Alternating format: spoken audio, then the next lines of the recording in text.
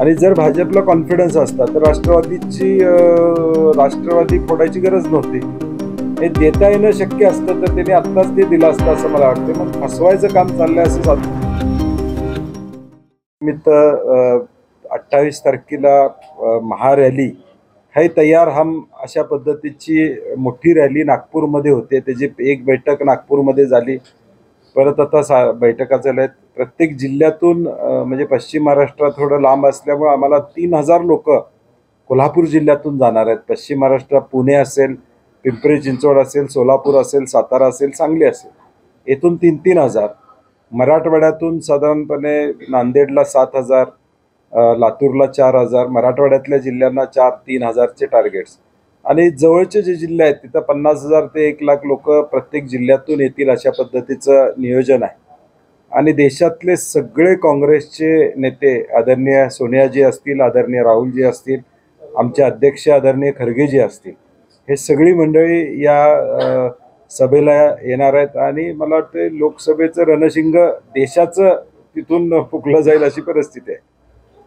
नाही, जनमानसामध्ये जे काही समीकरणं महायुतीची घडलेली आहेत ती लोकांना पटलेली नाहीत. आणि लोकांना राग आहे की राष्ट्रवादी पक्ष फोडला गेला, शिवसेना फोडली गेली, याचा राग आहे. तो राग व्यक्त करायची संधी इलेक्शनच्या माध्यमातून मिळालेली नाही, ती लोकसभेला मिळेल. त्यामुळे मॅन्डेट निश्चितपणे महाविकास आघाडीच्या बाजूने राहील. पद्धतीचं एक कॅम्पेन त्यावेळी देखील होतं. त्यानंतर काय परिस्थिती झाली देशानं बघितलेलं. आणि मला वाटतं या निवडणुकीचा परिणाम किमान महाराष्ट्रापुरता तरी काय होईल असं मला वाटत नाही. आणि जर भाजपला कॉन्फिडन्स असता तर राष्ट्रवादी फोडायची गरज नव्हती.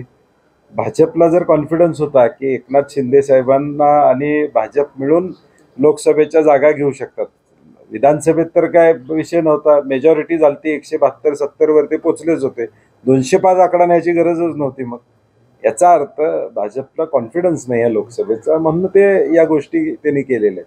आणि म्हणून आम्हाला खात्री आहे की अनेक प्रश्न आहेत. आरक्षणाचा प्रश्न प्रलंबित आहे, लोकांना फक्त तोंडाला पानं पुसण्याचं काम चालू आहे. आणि त्याचं उत्तर आता लोकसभेला महाविकास आघाडीच्या बाजूनं निर्णय होऊन होईल 100%. कारण की पहिली जे 40 दिवसाची मुदत सरकारनं दिली, पुढची 24 तारीख सरकारनं दिली. आणि म्हणून आम्ही परवा देखील म्हणलं, विधानमंडळात देखील म्हणलं की मुख्यमंत्री महोदयांनी अनेक गोष्टी सांगितल्या की सारथीतनं काय देतं ते चालूच होतं, त्यात काही वाढले असतील, स्वागत आहे त्याचं, त्याला काय विषय नाही, त्यात वाढले असतील. परंतु आरक्षणाचा मुद्दा हा कसा हाताळणार आहात? 50%च्या वर जाऊन केंद्राशी चर्चा करून तो मुद्दा हाताळणार आहात?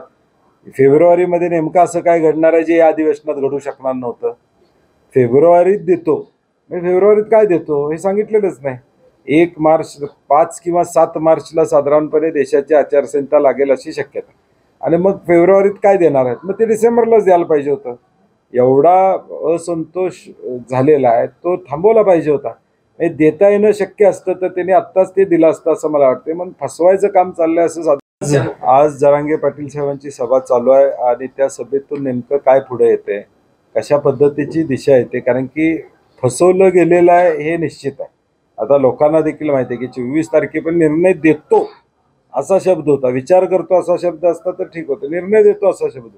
त्यामुळं प्रशासन आपल्या पद्धतीने प्रयत्न करेन, कारण लोकांचा असंतोष थांबवायसाठी शाश्वत काय करणार हे अजून पुढे आलेलं कंटिन्यूच चालू आहे. जनसंवाद यात्रा आपण प्रदेश काँग्रेसच्या वतीनं जिल्ह्यामध्ये काढल्या. पायी चालून आम्ही लोकांच्या अडचणी समजून घेतल्या. परवाचं अधिवेशन बघितलं असेल नागपूरचं, तर मॅक्झिमम परफॉर्मन्स हा काँग्रेस पक्षाचा आपल्याला दिसून येईल. सामाजिक प्रश्नावर, विविध प्रश्नावर, मग बेरोजगारी असेल, महागाई असेल, धानाचा विषय असेल किंवा कापसाचा विषय असेल, कांद्याचा विषय असेल, हे सगळे विषय कुणी हाताळले तर ते काँग्रेस पक्षानं महाविकास आघाडी म्हणून, मग शिवसेना असेल, राष्ट्रवादी असेल, आम्ही मिळून सरकारला जाब विचारायचं काम केलं. सरकारला मदत जाहीर करायला भाग पडलं. ती मदत कमी आहे असं आमचं म्हणणं आहे, ती वाढवून द्यायला पाहिजे आमचं असं प्रामाणिक म्हणणं आहे. 50,000 पण प्रोत्साहन पण अनुदानाचा निर्णय अजून झालेला नाही, त्याच्यावर सरकारला धारेवर धरण्यात आलं. एकूणच 3 पक्षाचं सरकार हे एक दिशेनं चाललेलं नाही हे खरं आहे.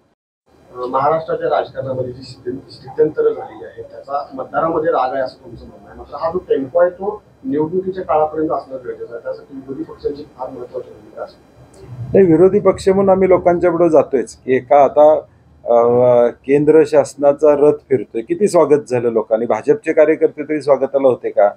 म्हणजे रथ नुसताच फिरतोय आणि हे लोकांचा रिस्पॉन्स किती आहे. आणि आम्ही ज्यावेळी जनसंवाद यात्रा काढल्या त्यावेळी लोक स्वतःहून येत होते, लोकांचा प्रतिसाद बघा. आणि ज्यावेळी रथ फिरतोय त्यावेळी रथाला तो विरोध व्हायला लागलेला आहे एकतर. परत स्वतः लोक येऊन तिथं बघतायत आणि ॲप्रिशिएट करतायत, चांगलं झालं केंद्राचं काम असं म्हणतायत. असं कुठलाही मुद्दा नाही. आणि म्हणून जातीय ध्रुवीकरण करण्याचा प्रयत्न होईल. लोकांना आता त्याचा अंदाज आलेला आहे की हे जातीय ध्रुवीकरण करण्याचा प्रयत्न करून मतं घेण्याचा प्रयत्न होईल, पण तोही लोक आणून पाडतील.